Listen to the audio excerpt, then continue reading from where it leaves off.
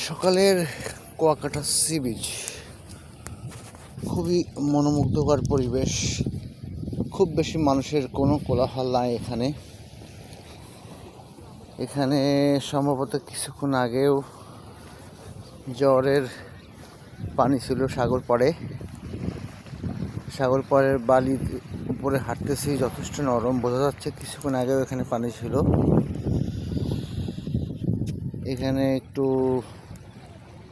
কুয়াকাটা শহরকে প্রোটেক্ট করার জন্য যে বালির বাঁধ সাগর পাড়ব্যাপী দেওয়া আছে, তারই অংশ বিশেষ। এখানে দেখা যাচ্ছে বালিগুলো আস্তে আস্তে সাগরের নিচে নেমে গেছে। আর এই যে সাগরের মনোমুগ্ধকর ঢেউ, একদম সকালে আসলে এই ঢেউগুলো আরো বেশি দেখা যায়। সময়ের সাথে সাথে ঢেউয়ের তীব্রতা আরো বাড়তে পারে। সাগর যথেষ্ট শান্ত আছে এখানে। দূরে অনেকগুলো বোট, ট্রলার, স্পিড বোট সবই দেখা যাচ্ছে। গতকাল আমরা এখান থেকে একটি বোট ভাড়া করে সুন্দরবনে বেড়াতে গিয়েছিলাম। যত দূরে দু চোখ যায়, শুধু সাগরের জলরাশি আর জলরাশি। কুয়াকাটা থেকে সম্পূর্ণ দক্ষিণমুখী, সামনের দিকে আর কোনো ভূখণ্ড তো নাই। বিশাল জলরাশি বাংলাদেশের বঙ্গোপসাগর হয়ে সোজা চলে গেছে, সামনে কোনো দেশই আর নাই। আর এত দূরে চোখ দেখাও যাবে না। এখানে দু একটা নৌকা দেখা যাচ্ছে, মাছ ধরা ট্রলার অপেক্ষা করতেছে কখন জেলেরা আসবে।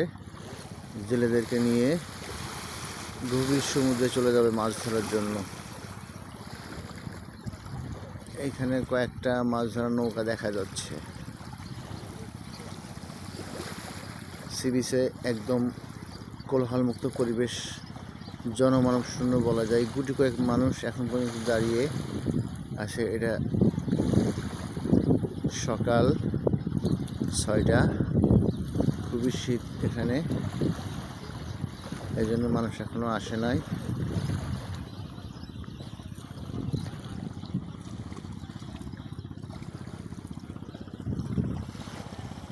এই দিকটা পটুয়াখালীর শেষ অংশ। সামনে বরগুনার আমতলী থানা। কিছু দূর যেয়ে ওই যে একটা নৌকা দেখতে পাচ্ছেন, ওটার পিছনে 3টা নদীর মোহনা আছে। আর এই দিকটা পটুয়াখালীর পূর্ব অংশ।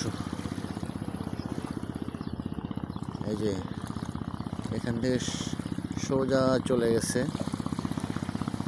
গঙ্গামতির চর, মিনি সুইজারল্যান্ড খ্যাত একটি জায়গা, লাল কাঁকড়া দেখার জায়গা। সাধারণত ইজি বাইক, মোটর বাইক ড্রাইভাররা এই জায়গাটি আবিষ্কার করেছেন সম্ভবত মানুষকে ফাঁদে ফেলার জন্য। আসলে ওইখানে লাল কাঁকড়া সবসময় দেখা যায় না, কিন্তু ওরা বলে লাল কাঁকড়া না দেখাতে পারলে আমি আপনার কাছ থেকে ভাড়া নিব না। মানে আপনার সাথে সে কন্ট্যাক্ট করে আপনাকে ইজি বাইকে উঠিয়ে, এবার আপনি লাল কাঁকড়া দেখতে পারলেন কি না পারলেন কোনো বিষয় না, ভাড়া তো আপনি অবশ্যই দিবেন। কারণ আপনি কুয়াকাটাতে এসে ওনাদের সাথে বার্গেনিং করে টিকতে পারবেন না, জিততে পারবেন না, ওটা আরও ভালো করেই জানে।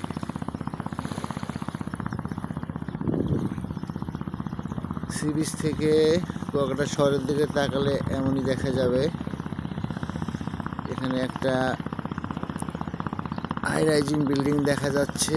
কুয়াকাটাতে এখন অনেক হাই রাইজিং বিল্ডিং অলরেডি আছে, এবং দেখলাম অনেকগুলো খুব expensive hotel, resort, even 5 star হোটেলও কুয়াকাটাতে কনস্ট্রাকশন ইন প্রোগ্রেসে আছে। গতকালকে আমরা মিষ্টিপাড়াতে যাওয়ার সময় দেখলাম। কোটি কোটি টাকা এখানে ইনভেস্টর ইনভেস্ট করতেছে। মানুষ এখানে আসে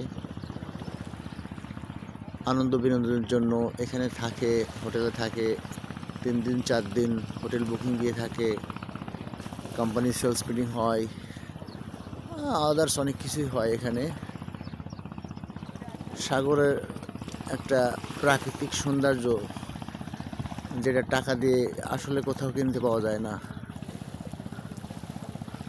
এই জন্য হয়তো মানুষ এখানে আসে।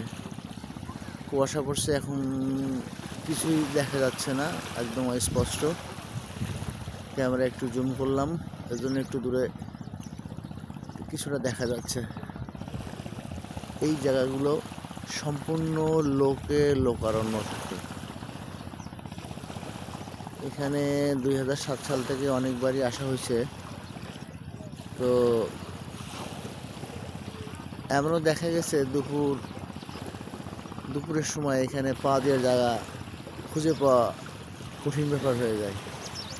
সেই জায়গাটি এখন জনমানব শূন্য, একদম টোটালি এমটি বলা যায়।